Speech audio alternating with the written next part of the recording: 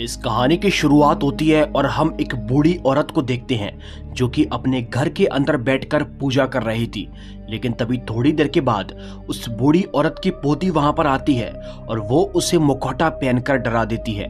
ये सब देखकर उस बूढ़ी औरत को बहुत अजीब लगता है और तभी वो उसे वहां से भगा देती है।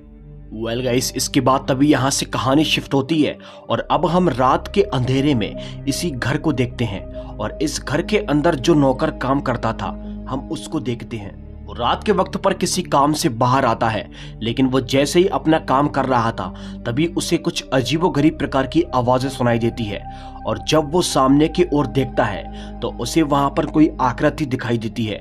वो आकृति पूरी तरह से एक काली दिखाई दे रही थी, लेकिन धीरे धीरे करके वो उसके करीब आती जा रही थी। अब जैसे ही वो आकृति धीरे धीरे करके उसके करीब आती है तो वो बहुत डर जाता है, क्योंकि ये कोई इंसान नहीं बल्कि ये कोई शैतान था जो कि एक डरावना मुखौटा पहना हुआ था। अगले ही पल वो शैतान उस मुखौटे को अपने चेहरे से हटाता है तो अब वो देखता है कि उस शैतान का चेहरा बहुत ही भयानक है। दरअसल उसके 3 चेहरे होते हैं और ये देखकर वो नौकर बहुत डर जाता है।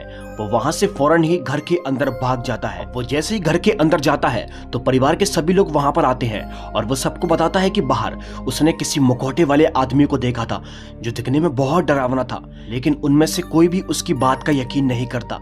हालांकि एक आदमी जिसका नाम राजवीर है वो बाहर देखने के लिए जाता है कि आखिर बाहर कौन है, लेकिन उसे बाहर कोई भी दिखाई नहीं देता। और तभी दोस्तों इसी बीच हम उस मुखौटे को देखते हैं जो कि इनके दरवाजे पर पड़ा हुआ था और राजवीर ने जैसे ही घर का दरवाजा खोला था तो वो मुखौटा अपने आप ऑटोमेटिकली घर के अंदर प्रवेश कर गया था।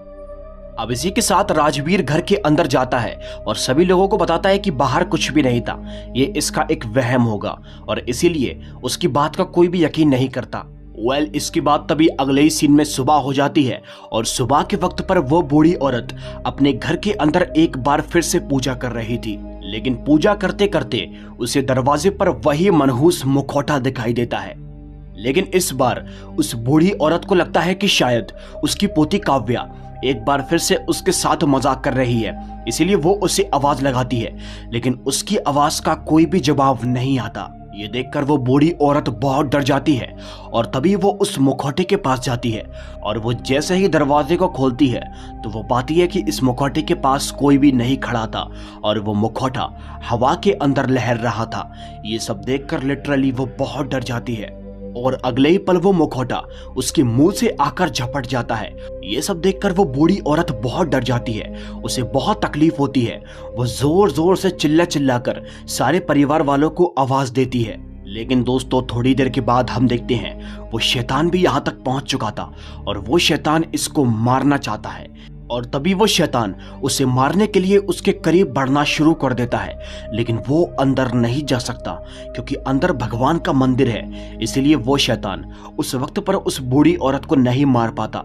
अब थोड़ी देर के बाद हम देखते हैं परिवार के सारे लोग यहाँ तक पहुंच जाते हैं और जब ये लोग अपनी माँ को ऐसी हालत में देखते हैं तो सभी के सभी बहुत डर जाते हैं। अब दोस्तों इसी के साथ मैं आपको इस परिवार से इंट्रोड्यूस कराता हूँ। दरअसल इस बूढ़ी औरत के 2 बेटे हैं, जिनमें से एक का नाम राजवीर और एक का नाम रमेश है और इन दोनों की ही पत्नियां हैं, जिसमें से एक का नाम शीला और एक का नाम कोमल है। और उसके सबसे बड़े वाले बेटे रमेश की एक छोटी बेटी भी है जिसका नाम काव्या है, जिसे कि आप देख ही चुके हैं। अब जब परिवार के सभी लोग यहाँ पर होते हैं तो इनके साथ इनके घर का नौकर भी होता है, जिसने कि उस मुखौटे को ऑलरेडी उस रात को देख लिया था और जब वो एक बार फिर से इस मुखौटे को देखता है तो दोस्तों वो बहुत डर जाता है। अब दोस्तों इसी के साथ रमेश अपनी बेटी काव्या पर गुस्सा करता है, क्योंकि उसको ऐसा लगता है शायद उसकी बेटी काव्या ने एक बार फिर से माँ जी को डराने की कोशिश की है, लेकिन इस बात में कोई भी सच्चाई नहीं थी। इसके बाद अगले सीन में हम देखते हैं इनके घर का नौकर अशोक एक बार उस मुखौटे को फेंकने के लिए जाता है। वो जंगलों में चला जाता है, लेकिन दोस्तों वो अपने हल्के मन से सोचता है कि अगर गलती से भी इसने उस मुखौटे को फेंक दिया और अगर वो किसी और के हाथ लग गया तो उस पर तो कयामत ही आ जाएगी। इसीलिए वो फैसला करता है कि वो इस मुखौटे को फेंकेगा नहीं बल्कि इसको गाड़ देगा।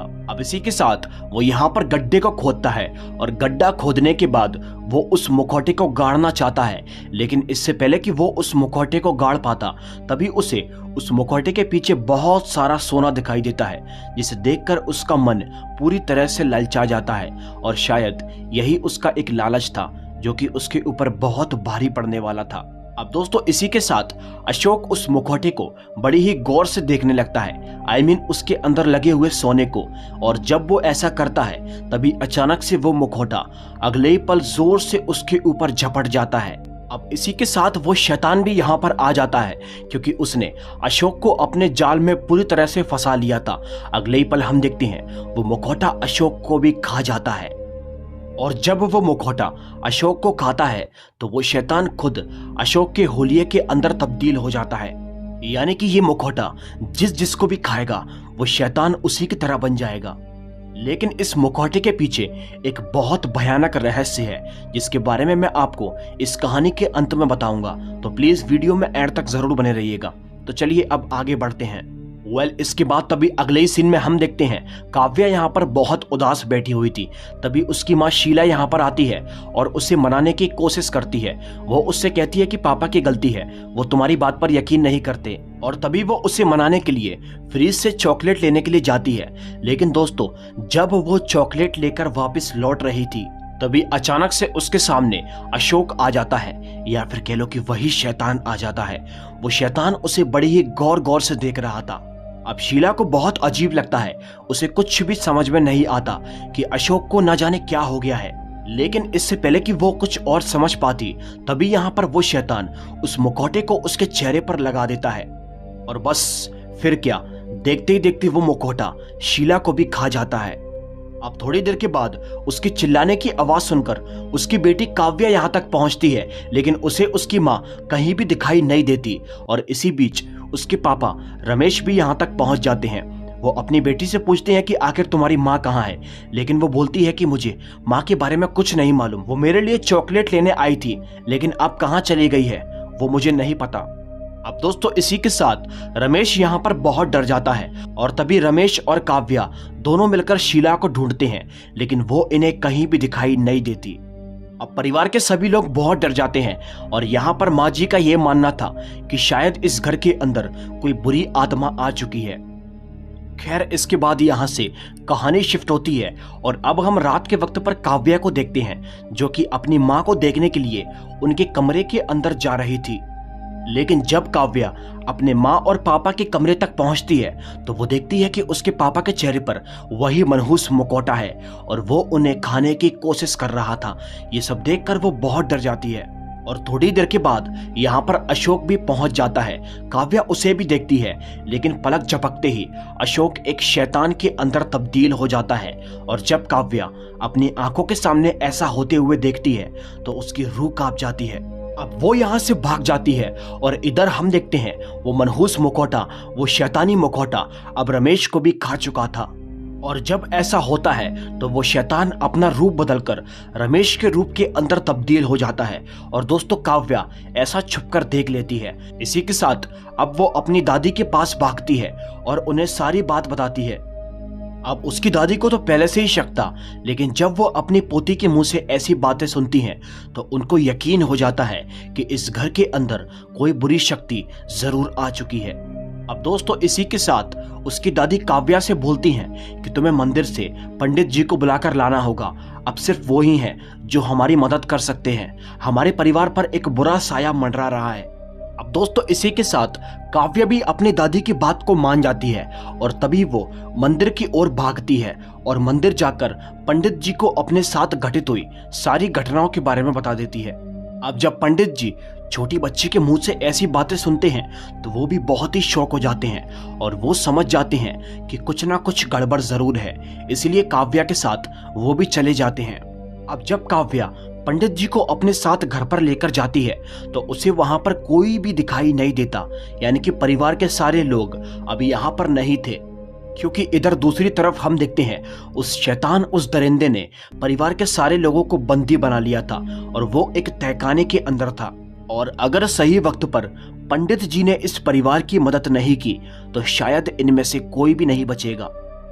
अब इसी के साथ पंडित जी अपनी शक्तियों के बदौलत उस तहखाने को ढूंढने की कोशिश करते हैं। अब इसी के साथ थोड़ी देर के बाद पंडित जी अपनी शक्तियों के बदौलत उस तहखाने को ढूंढ लेते हैं। लेकिन इससे पहले कि ये दोनों उस तहखाने के अंदर जाते तभी पंडित जी उस शैतान को भी देख लेते हैं और उस मुखौटे को भी देख लेते हैं। और इसके बाद तभी वो बाहर आकर काव्या को इस मुखौटे की पूरी सच्चाई के बारे में बताते हैं। पंडित जी बोलते हैं कि मैं इस मुखौटे के बारे में बहुत पहले से जानता हूँ। वो बताते हैं कि इस मुखौटे के अंदर इस शैतान इस दरिंदे की पत्नी कैद है। वो एक पिशाचनी हुआ करती थी और एक बार उसने एक साधु को खाने की कोशिश की थी।